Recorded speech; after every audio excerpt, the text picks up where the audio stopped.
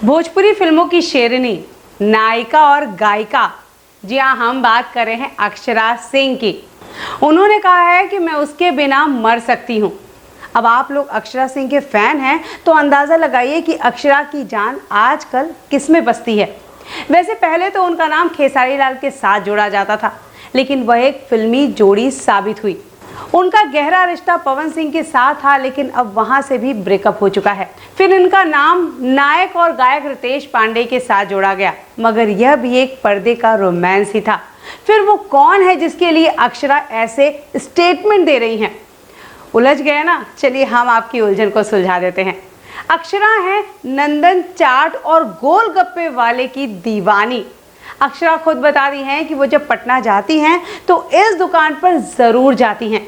यहाँ के आलू कट और गोलगप्पे वो ज़रूर खाती हैं।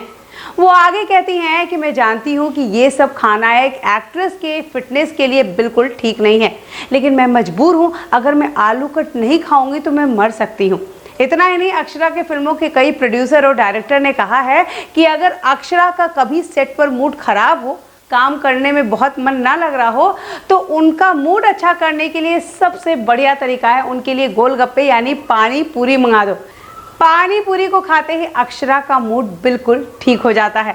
इस बात को कई बार कबूल कर चुकी हैं खुद अक्षरा, और वो कहती हैं कि वो पानी पूरी और चाट की बहुत बड़ी दीवानी हैं।